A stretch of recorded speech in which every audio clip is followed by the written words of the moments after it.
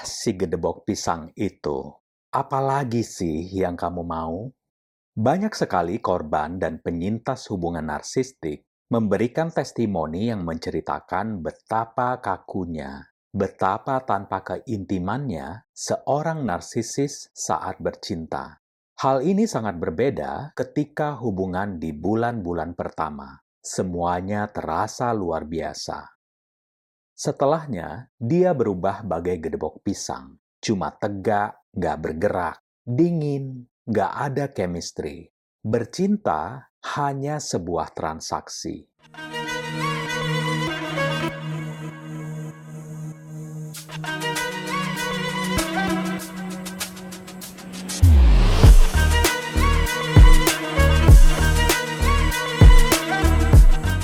Halo, selamat datang di Gerakai bersama saya, Aden Giri. Semoga hari ini kalian baik-baik dan makin semangat dalam upaya kalian untuk lepas dari hubungan narsistik. Apapun hubungan itu, baik pasangan romantis, saudara, orang tua, maupun rekan kerja dan usaha. Topik kita kali ini adalah bagai bercinta dengan gedebok pisang. Topik yang sangat ingin saya bagi dengan kalian di sini. Karena ini salah satu hal yang sangat menyakitkan bagi korban dan penyintas hubungan narsistik. Kita tahu setiap orang pasti punya preferensi dan gaya bercinta yang berbeda-beda, termasuk si narsisis. Ada narsisis yang kecanduan seks dan menggunakan seks hanya untuk kepuasan diri sendiri dan menyakiti pasangannya. Tapi ada juga yang konstan dilaporkan oleh para korban dan penyintas tentang gaya bercinta mereka, terutama ketika masa devaluasi dan pencampakan dimulai, yaitu dia tidak bergerak sama sekali, tidak mau memberi umpan balik apapun, menyentuh pun nggak mau, seperti dia jijik bersama pasangannya, semuanya hambar. Seperti dia memang ingin kita merasa hambar dan menjadi malu karena harga diri kita yang jatuh akibat dari tidak adanya keintiman tadi. Dia hanya menjalani kewajiban, nggak ada timbal balik.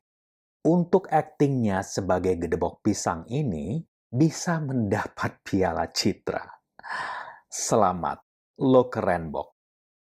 Saat-saat paling sulit dalam hubungan dengan narsisis adalah ketika dia mulai menarik semua kemesraan yang pada awalnya dia berikan dengan berlimpah.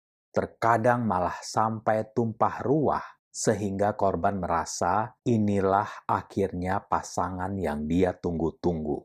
Tapi selang beberapa bulan saja berjalan, mulailah keajaiban-keajaiban itu terjadi. Dia seketika menjauh. Dia dingin, dia capek, dia malas, dia bosan, dia banyak pikiran. Ketika mau pun, dia akan kaku tak bernafsu. Ada apa sih ini? Kok bisa berubah drastis? Padahal kalian masih berwujud sama. Gak ada perubahan fisik yang signifikan. Justru rasa sayang kalian makin kuat karena kalian merasa udah klop banget bertemu dengan cinta sejati yang kalian cari-cari selama ini. Mengapa dia berubah? Ada yang salah dengan saya. Apakah saya memang nggak pantas mendapatkannya? Tanpa kalian sadari, di belakang kalian, si narsisis mulai senyum menyeringai bangga karena telah berhasil membuat kalian kebingungan, mencari-cari kesalahan diri, dan mulai meningkatkan taruhan dan nilai transaksi ketika ingin bermesraan. Kalian sampai berpikir, apakah ini yang namanya nggak ada yang gratis di dunia ini? Tapi kita kan pasangan, kita sudah berjanji sehidup semati. Kenapa malah jadi begini? Kalian kesampingkan kembali pertanyaan-pertanyaan ini. Kalian mulai menuruti ritmenya. Setiap ingin bercinta, kalian harus ngasih sesuatu ke dia. Entah apalah itu bentuknya. Umumnya sih kalau nggak duit, ya uang jajan. Intinya seperti transaksi jual-beli. Malah terasa seperti bercinta dengan PSK. nggak terasa tulus. Padahal kalau kalian ingin sekedar transaksi, ya bisa banget lah. Tinggal klik dengan ujung jari. Banyak kok yang lebih menarik di luar sana dan bersedia sepenuh hati melayani asal dompetnya diisi. Tapi kan bukan ini yang kalian cari. Miris sekali mendengar kisah-kisah pasangan yang selama bertahun-tahun, bahkan puluhan tahun, nggak pernah lagi merasakan kemesraan dan keintiman dari pasangannya yang narsistik. Bahkan hanya sekedar ciuman atau belayan rambut pun terasa kaku dipaksakan. Kalian pikir, mungkin memang begini ya kalau pasangan udah lama, masa mau mesraan terus? Kan yang penting hidup ada yang nemenin. Tidak, bukan begitu. Ini benar-benar salah. Nggak ada yang wajar dengan hal ini. Kalaupun sudah nggak tertarik lagi, ya diomongin. Kalaupun harus pisah, ya pisah aja baik-baik. Kan manusia nggak cuma dia doang. Kenapa dia bertahan di hubungan, menahan kemesraan seperti menghukum pasangan? Semua dilakukan si narsisis dengan sadar. Dia berlakon bak gedebok pisang untuk memukul mental kalian. Mereka ngasih sinyal kalau kalian nggak pantas dilayani. Kalian hanya gangguan dalam hidupnya. Kalian hanya makhluk dengan nafsu tak terkendali. Untuk menikmati tubuhnya, kalian harus memberi sesuatu. Selalu ada pamrihnya. Mereka nggak peduli dengan kebutuhan dan keinginan kalian, kepuasan kalian. Nggak ada foreplay. Cuma wham, bam, thank you, ma'am. Dia hanya ngasih ciuman ala kadarnya di pipi. Kalau kalian minta kemesraan, pasti dia tolak. Atau kalau dia yang minta, kalian hanya seperti alat pemuas nafsu dia saja. Semua ini membuat kalian merasa nggak menarik dan nggak diinginkan. Perasaan yang cukup menyakitkan, terutama ketika kalian sendiri merasa telah memberikan segalanya untuk mereka. Berikut ini testimoni seorang perempuan bersama suami narsisis. Dia cium saya dengan mesra, menyentuh, menyayangi, dan perhatian ke saya hanya di 3 tahun pertama perkawinan. Setelahnya, selama 15 tahun berikutnya, saya nggak pernah dipeluk, kecuali saya yang peluk duluan.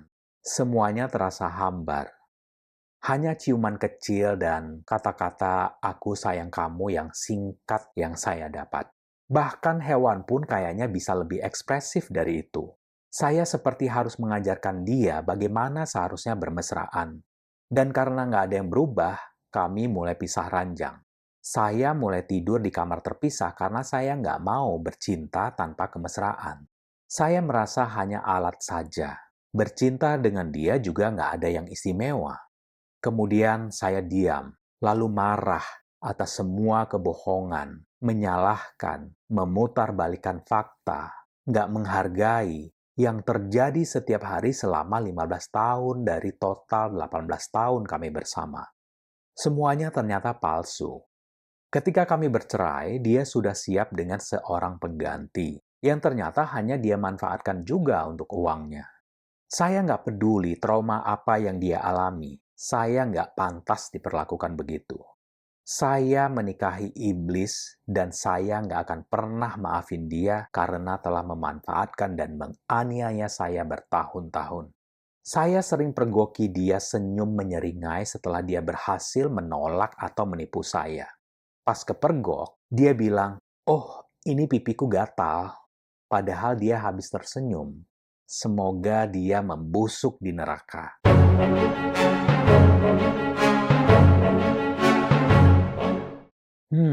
Lumayan menyayat hati ya. Hidup seseorang seperti sia-sia karena mencintai narsisis yang durjana. Dan berikut ini adalah testimoni dari seorang suami yang beristrikan seorang narsisis. Saya ingat pertama kali kita berciuman. Rasanya aneh sekali. Kayaknya matanya terbuka. Mulutnya dia tutup dengan kencang. Dan dia menekan bibirnya dengan kuat ke bibir saya. Jadi sangat kaku begitu. Saya pikir, mungkin nantinya dia akan lebih jago ciuman. Tapi ini nggak pernah kejadian. Dia menyentuh saya seperti saya ini sampah menjijikkan. Dan ketika saya sedang keluar kota, dia tiba-tiba kirim pesan-pesan mesra, seolah dia pengen banget bermesraan sama saya. Tapi ketika saya pulang, dia selalu menghindar. Kalaupun bercinta, dia akan buru-buru, langsung menjauh dari saya, dan mengerjakan hal lain. Menurut saya, waktu itu kami memiliki hubungan aseksual, dan saya hanya dapat jatah kalau saya membelikan barang untuknya. Setiap kali kami bermesraan, dia seperti menerawang entah kemana. Kayak dia nggak di situ. Dia hanya sedikit berubah ketika saya mulai perhatian sama perempuan lain. Tapi, nggak lama ya balik lagi seperti semula. Semua memang kisah-kisah absurd ya. Bahkan ada juga korban yang mikirnya, oh mungkin karena mereka dulu dibesarkan di wilayah konflik. Jadinya bertingkah seperti itu. Nggak bisa tenang dan nyaman dalam berkasih sayang.